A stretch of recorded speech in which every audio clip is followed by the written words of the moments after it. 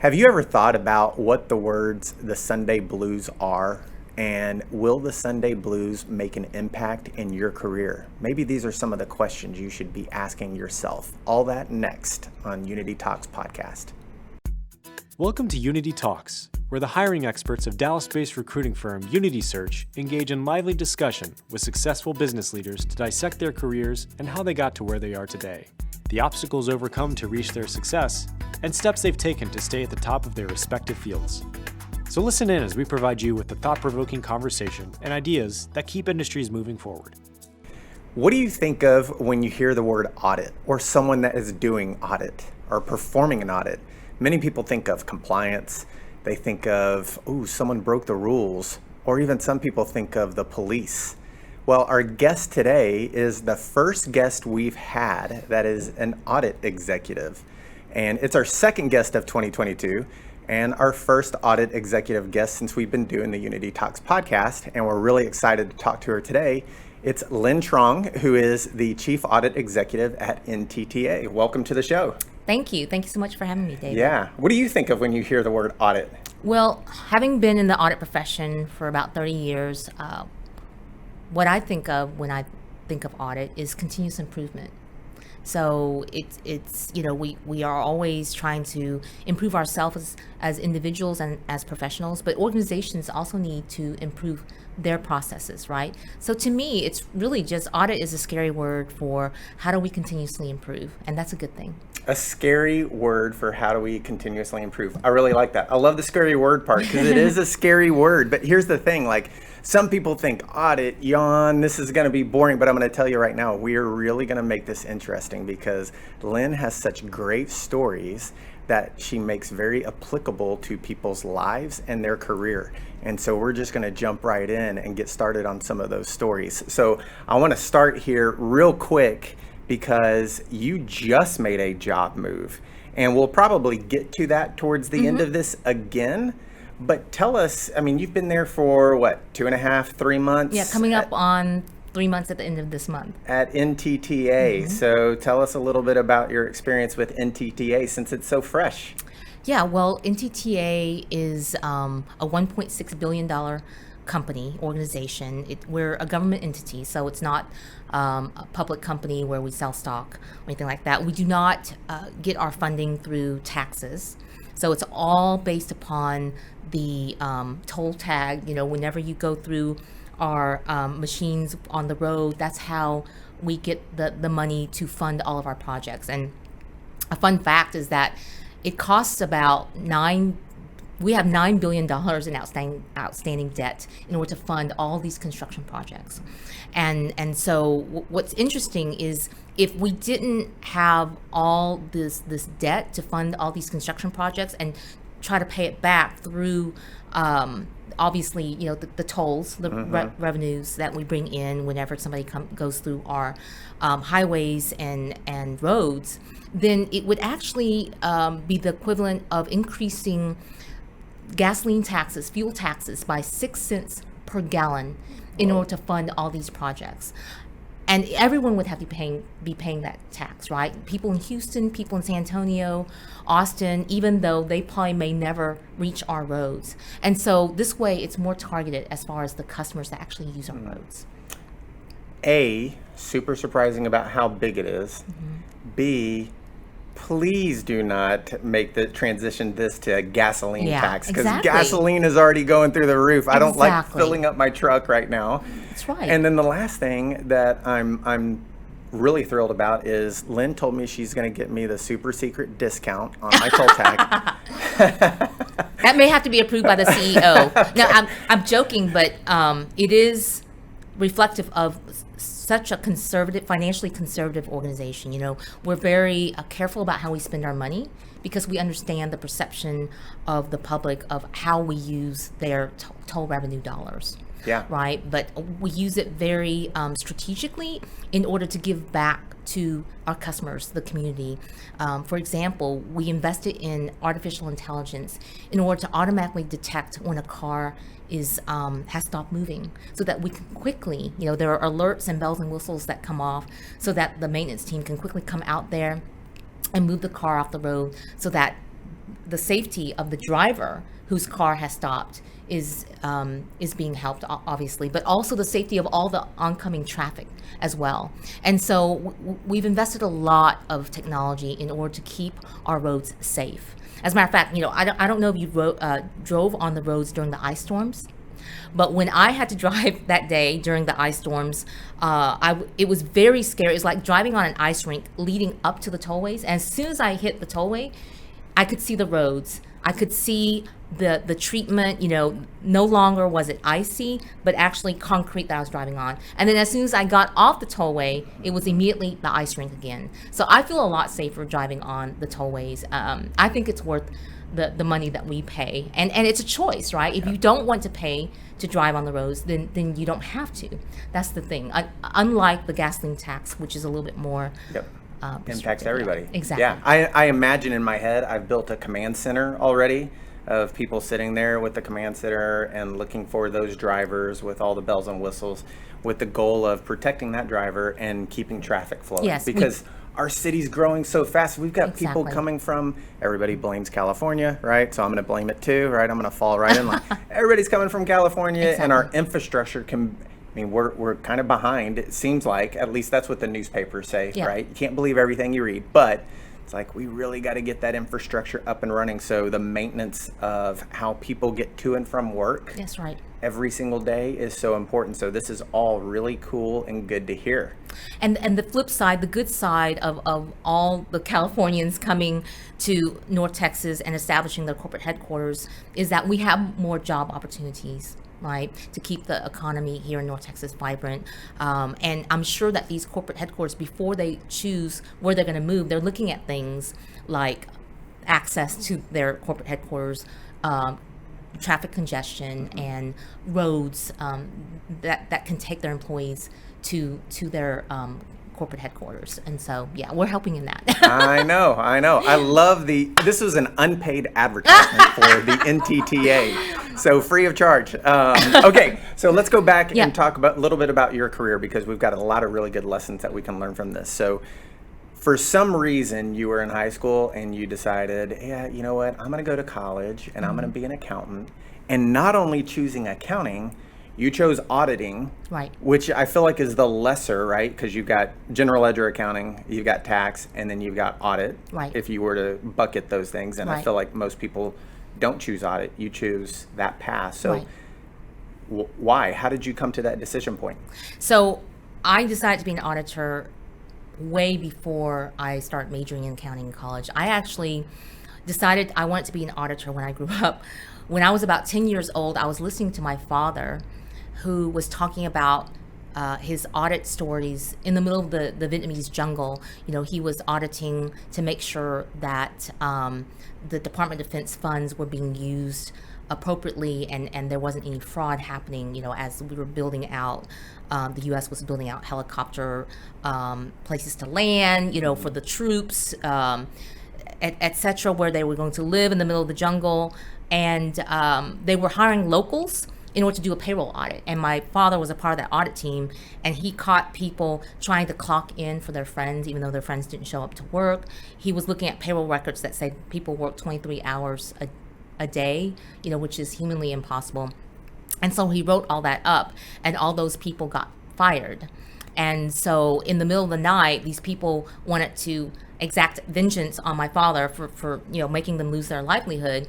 And there was a plot to kill him in the middle of the night. And so his supervisor came in, woke him up in the middle of the night, and said, you need to get out of here because there's a plot to kill you, after that audit report came out. And as I was listening to this, it just sounded so heroic. Yeah. This profession my father was in was trying to do the right thing at all costs, even at the risk to his life. And so after hearing that story, I wanted to be an auditor when I grew up, and that's exactly what I did. Majored in accounting, gotten in with the big 8 at the time, big 4. Yeah. Became a financial auditor, and then transitioned to internal auditor, and I've been there ever since. That is so fascinating. It's like super secret CIA I know. mission, and this is what I'm going to do. That is just fascinating. And CIA also stands for Certified Internal Auditor, by the I way. know. I know. Funny. It's crazy how that works. Yes. So you were naturally good at accounting. You were naturally good at math, right? There's a lot of math, where things go, and then just from a compliance standpoint. Yes, and so that kind of explains my transition from financial auditing with KPMG to internal auditing, because I kind of got tired of auditing the math, the numbers, and I was really more interested in auditing the processes and dealing with people and interacting with a lot more people to understand what their processes were and understand what their challenges were and try to solve those problems for them by improving processes, this continuous business process improvement, which is really what auditing is for me. Yeah. And you've worked for some fantastic organizations. I mean, look, you've got a very accomplished career. You've traveled the world with your career. And it's like you took very careful care of grooming the career path that has led you to this point today, except for one hiccup that I want to get to. Yeah, sure. So let's say, I think it was mid-2019, you decided, you know what, I've groomed this really good career. I've enjoyed a lot of it. We don't enjoy every single second. Right. But we've enjoyed a lot of it. And I'm going to step away from being an auditor. And I'm going to step outside of corporate America. Right. And I'm going to try and do something different. And mind you, at that time, think of this, mid-2019, we've got a pandemic that starts in a little over 6 months. So this was pre-pandemic, this decision to step away from corporate America. What leads you to a decision point like that? Because that's a big decision. You've got 2 kids at home. You have a family. That's a huge decision. That's right. So there were a couple of things going on. I was approaching my 50th birthday. And so literally midlife, and that's assuming I'm going to live to be 100, right? So probably more than half of my life had passed by, and I was just reevaluating where I was in my life and what I was doing and whether I was fulfilled by it. And the answer was no. I was dreading going to work every Sunday and approaching this milestone birthday and thinking, is this what I want to do for the next half of my life? And the answer was resoundingly no. And so I put in my notice to the CFO. I gave him plenty of notice, 4 months. I had somebody waiting the wings that I had been grooming to step in. So it was a very smooth transition. And I went back to school. I got my MBA. After I got my MBA at the end of 2020, I thought, okay, now what I'm going to do? How can I make an impact? How can I add value?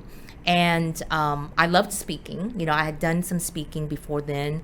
And lo and behold, people start reaching out to me, companies start reaching out to me to do contract consulting and speaking. And so I was teaching other auditors how to help their organizations through the audit profession. And I loved it. So I did that for a year, got to be my own boss, if you will, setting my hours, accepting the projects that I want to do. I worked for a Fortune 20 company as a consultant implementing agile auditing. So just great experience, very fulfilling. And then that was when NTTA in October of last year reached out to me, a retained recruiting search, and asked me to come back in, and be a CAE once again. I'd done it 3 times, and this will be my 4th time being a CAE. And there were things about it that made it different and more fulfilling than my previous CAE gigs. Well, so what are the emotions that you go through knowing, okay, I'm going to take this leap. I'm going to actually turn in a notice. And there's got to be a lot of emotions that you go through, because this is, 25 years plus of work. Yep. And the lifestyle that you've come to, and people would view that as a huge risk. And the reason why I think this question is so important, and a lot of what you're talking about and probably going to talk about is, we all hear about this, the Great Resignation. Yep. And people associate that Great Resignation with the millennial generation, which is the largest generational workforce in America right now. But the Great Resignation isn't just for the millennial generation. It impacts Gen Z, it impacts the higher end of the baby boomers, Gen X. I mean, this is something that's happening across all generations in our workforce in DFW today. So emotionally, what are you thinking through as you think, okay, I'm going to go turn in my resignation? Right. So leading up to that decision, I was very scared, right? Because it was a leap of faith to stop doing what I had been doing for the last 28 years.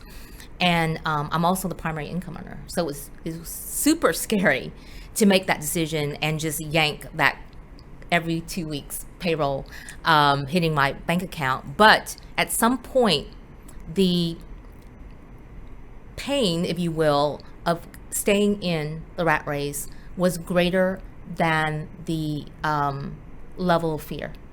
So the level of pain became greater than the level of fear. And that's when I knew I had to pull the trigger. So what did you learn about yourself during that period of time? Because you I don't know if you instantly became busy because you decided to go back to school, you got your MBA, you started teaching and paying it forward. What did you learn about yourself during that period of time? That's a great question. So one of the reasons that drove me out of corporate America was just not feeling valued and not feeling like I was making an impact. And all that brought me to a low point of self-confidence. And during these 2 years that I was away, during the MBA, all the students that were in my team project were looking to me for guidance on how to write this paper and what the strategic recommendation should be for this paper. So I felt like, oh wow, I'm very valuable in this group. And then even after I left, or after I got my MBA and I was consulting for a Fortune 20, they were looking to me for guidance, and they gave me a lot of great positive feedback. When I was speaking for ACI Learning, people were looking to me and calling me so valuable to me. So I built up my confidence again. So I found myself again in terms of finding my passion, my confidence, and my value. So all that happened after I left corporate America. Okay, so I'm going to pull on this thread for a second here because this is huge. We're talking to someone who had been a CAO or a Chief Audit Executive, CAE, I want to say CAO, a Chief Audit Executive, 3 different occasions for 3 different companies. Right. And you just heard her say, yeah, I felt like my value was low and I felt like it took my self-confidence down. So just because you're someone starting out in your career and you're working your way up that corporate ladder, as Lynn did for all those years, doesn't mean that you look at the person at the top and go, man, they've got it all together. The life's perfect. They make good money, they have a good family, their confidence is there. That's not necessarily the case, right? We're all humans, we all have these impacts in our lives that carry forward to our family and our careers. Right. And so that's really important. If you are feeling that, it is okay because other people feel that as well. And then you used other people in your life at that time outside of corporate America to build you back up. I think that's so important. And not to bash any of my previous employers at all. It's just a question of the right cultural fit, right? Other people thrived in that culture, and that's great, but I didn't. And so I think I was searching for a place where I could thrive, right? So we kind of talked about this a little bit, David, but when you're trying to grow a plant or a flower and it dies, is it the flower's fault, or is it the soil that you're using and the amount of sunlight that you're exposing the flower to, and the amount of water that you're using? You know what I mean? So under the right conditions, the same flower that died in this soil could thrive in another soil, right? Whereas a cactus can thrive very well, in very dry soil without any water, but other plants may not. And so it's just about the right fit, not that this company is bad or good or anything like that. So during this time period, it sounds like, okay, you found what you are really passionate about. It was hidden there all along, and maybe you kind of knew it, but it really started coming out because the word that you used over and over again was, they looked to me and I was teaching them how to do this, and you were paying it forward to classmates on consulting arrangements. So tell us a little bit about that passion, about paying it forward, because that's got to be what has really reinvigorated yourself. Yes. So at my previous companies, I was definitely making an impact as far as the organization's processes. And so that made the company better, which would benefit our customers, our shareholders. But it was still a very small subset, right? It was just to our customers and whoever bought our stock. But I'm now at an organization where by making NTTA better, NTTA in what they do in North Texas is making this entire North Dallas area more vibrant, right? Helping to attract, being a part of the equation that attracts other employers to come here and benefiting everybody who lives in North Texas, whether you're a customer or not. If you look at all the economic development that has grown around within 5 miles of our tollways, if you look at Stonebriar Center and Legacy West and Shops at Legacy and all that, those places wouldn't have built around there had there been poor access. So I'm doing more than just benefiting the company and its customers. It's really this entire North Texas area. So that feels a lot more impactful to me. That feels like I can impact a lot more lives by working here and doing my job here. I love that. That's so great. Yeah, there's a bigger cause to what you're doing today. And you just, it is a large organization, right? We've talked about how large it is. In revenues. In revenue size, yeah. So it may not be in people, but you're impacting the people not just on your team or at NTTA, but you are impacting the greater vision of where Dallas is. Right. When you get to a certain age, then it's you're not motivated by just your salary or money or title. It's really about purpose, right? What kind of impact can I make in what I do every day? So that for me is what drives me to wake up and go to work every day. Okay, so I have a really interesting question, because you could have stayed independent. You could have followed a different path during this 2 years, and a retained search comes, they knock on your door, you start, and NTTA was able to bring you back. Right. And it doesn't sound like they brought you back kicking and screaming. So NTTA had a story to tell, and you bought into that story. Right. And when you look at where we are as a society right now in corporate America, everybody is fighting for talent. There is not enough talent to fill all the open jobs. And it's only getting worse because many people left the workforce, or they decided, I'm going to do something completely different. And we still have companies moving to Dallas-Fort Worth. So what was it that NTTA did so well in crafting their story for you that brought you back? Because that's really important for other companies to learn from, because they need to do that. Right. It was the culture. They sold me on the culture. As a matter of fact, I'll never forget it. And so here comes another story. But when I interviewed with the CEO, we met at a restaurant. And at some point during our meal, he pushes aside his plate of food and whips out a list of 8 core values that represent the company's culture. And so I was already impressed that culture was top of mind for him.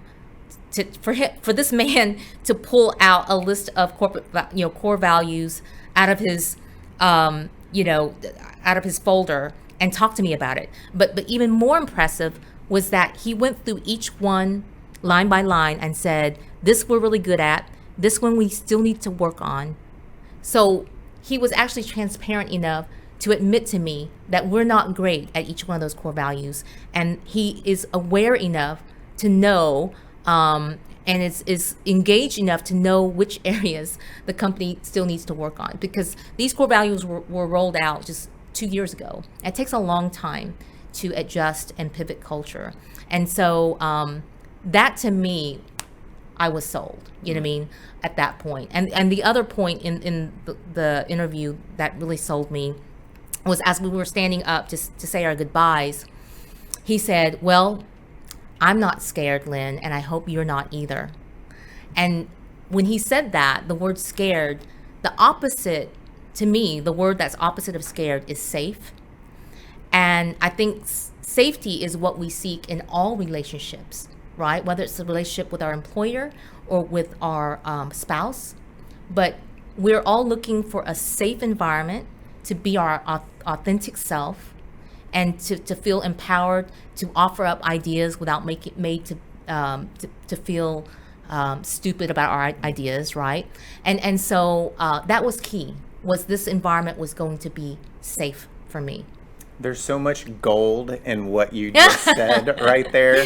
I'm not even going to touch it because I just want that to sit exactly where you just left it, because there's so much gold in what you just said. My next question, though, is I'm going to put on my auditor hat, okay, which I don't really have one, so it's totally fake here. Looking at NTTA through an auditor's lens. And understanding the core values there, how do you impact that culture on a daily basis? Because the CEO gave you the key. Like, we're good here, we really need to work on this one. And so I've got to think, like, from an auditor standpoint, you're making a note, right? It's like, okay, I'm going to evaluate the organization when I get there based on these core values because it stood out to you so much. How can other people do that? How can other people assess their fit in a company? Right. So, hopefully people understand what in their mind, what their core values are, right? And so the other hope is that the company that you're assessing also has defined their list of core values. And so, let's do the matchup, right? I mean, the words may not sound exactly the same, but if you can kind of match it up, somewhat, then you know that this company's core values align with yours.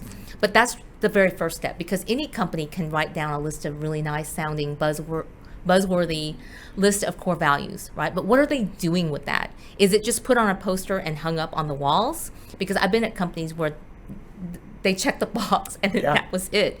But here, I'm hearing those words being spoken in every conversation. I am seeing an email from the CEO every month. Hey, let's deep dive into this core value and what that means on a day-to-day basis. The executive team, are using those words as they're communicating with me. And so we hold each other accountable to those core values. So it really has to be embedded in day-to-day speak, conversations, how we do our work. And it's up to each department head to define for each of their teams what that means in their role and responsibilities. Yeah. So it's way beyond just a list of nice words. Yeah, what's so great about it, when you combine those two stories together, your interview, he wasn't looking at you saying, she checks these boxes and let's move forward. He was looking at you saying, yeah, she's got to check the boxes, but she also has to buy into our mission. Yes. And I'm going to state it up front. And if she doesn't buy in, hey, it was good to meet you. Yeah. And you bought in. Conversely, when you get there, it's not just words on a wall and it's like, oh yeah, the company checked those boxes. You have to know that everybody else in that organization has bought into those same core values, right? That's right. And that's what ultimately makes the match that we're all looking for in our career. That's right. And let's be realistic. It's only been 2 years in the making. Not every single person in the company has bought they bought into it mentally, but has learned how to embed that into their day-to-day on all 8 core values. That's still a work in process. But I would say, out of all the companies I've been at, and this is my 8th or maybe even 9th company, I'm a corporate slut. Hey, you're less than the average. I just read I forwarded you an article yesterday, and if you looked at that, the average is most people are making 12 job moves. Wow. You're only at 8. So you got to pick it up. What that means from a math perspective is that my numerator is a very high number. Even though my denominator is high, my numerator is really high. But anyways, yeah. So, it's really about living and breathing those core values and not just, listing it out. So, based upon all my different other companies that I've been at, I would say that NTTA has been the best at knowing how to really embed and implement their core values. I've never seen it as well done as far as implementing culture or changing culture as I've seen it here. That's awesome. I love that. So let's make this applicable to someone in the audience that's listening. Okay. So let's give them an action item or something they can take away and Right. actually implement for themselves. Or maybe, as I'm hearing you, I'm thinking, well, how can I implement something for my company Yeah. from a company standpoint? So, we have two different audiences, right? Someone may be thinking about how I implement it in my career, what questions I should ask myself. And then there's the company side where they're thinking, are we doing the right thing? So what is the walk-away action item that you would say as we wrap up here people can do to make sure it's the right fit for them from an individual or company standpoint? Okay, so from both an individual and companies. Okay, so from a company standpoint, the ways that you know that your culture is maybe not as functional or healthy is to look at some leading indicators, or maybe even some outcome indicators. But if you have a very high turnover rate, and if your exit interviews have a trend of, poor leadership or the culture's bad, then you know that there are action items for you to fix the culture, right? And so you would do some of the things that I kind of described at NTTA. From an individual perspective, if you're dreading Mondays, if you've got the Sunday blues, which I had, you have to ask yourself, why do I have the Sunday blues? You know what I mean? Have I lost my passion for my profession, or am I in the right profession but in the wrong company to bring that passion out for me, right? And so if the answer to that for that individual is I am at the wrong company, then you need to do something, right? You need to decide whether you need to have a fling, right? Because if you view the your employment with a company as a relationship, sometimes you need to make the hard decision to end the marriage. And you don't necessarily have to go into the next marriage right away, right? Take a sabbatical from work. I know a lot of people my age who are taking a sabbatical to reevaluate what they want in a relationship or what they want in an employer, and have a couple of flings to see, right? Flings to see whether you really need to be in another career, or whether you need to be in the same career but just with another company with a different culture.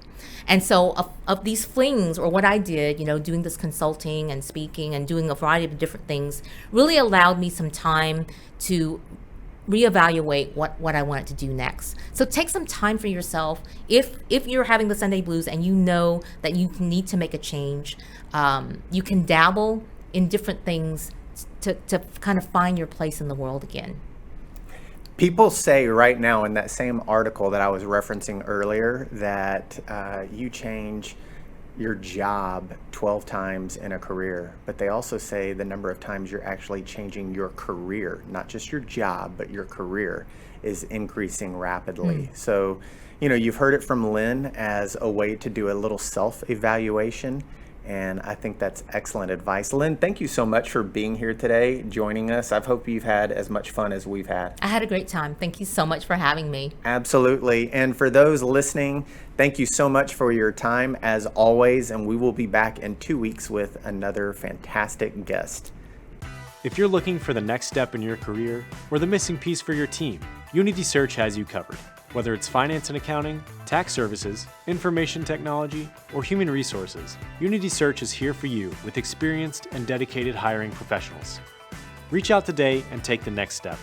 Unity Search, placing you first.